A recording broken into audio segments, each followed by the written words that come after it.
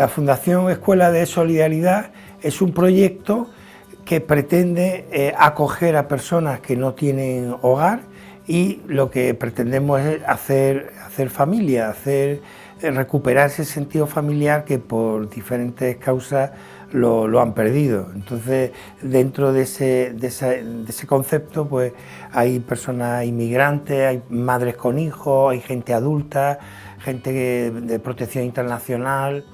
En este momento, en la Fundación hay 140 personas. A raíz de la pandemia, pues ha habido un aumento importantísimo de personas que pedían acogida.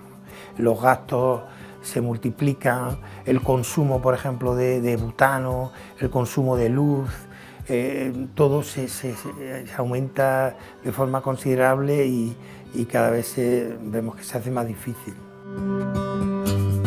Actualmente hay como unas 12 viviendas, pero hay una media de 14-15 personas por casa. Aquí es impensable pensar que se usa una lavadora al día. En lo que son las viviendas domésticas, esa sería la parte más fuerte, junto a los termos de agua caliente.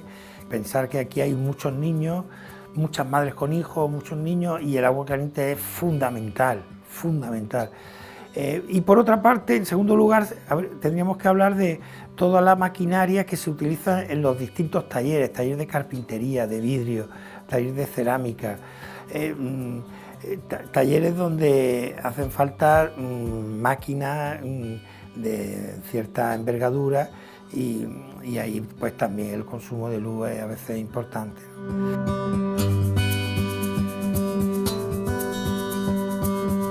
Pues se hace necesario que la Fundación dé un paso hacia adelante en pro de la sostenibilidad, que se haga sostenible, que no dependamos tanto de esas facturas tan enormes que te impiden poder tener un margen de seguridad económica. Veo que no hay vuelta de hoja, es que tenemos que mirar hacia eso. Es algo ya inevitable, tenemos que contar con la fuerza del sol, esto nos tiene que, creo yo, reducir por lo menos el 50% de lo que estamos pagando ahora, y con lo cual nos va a dar mucho oxígeno para seguir adelante.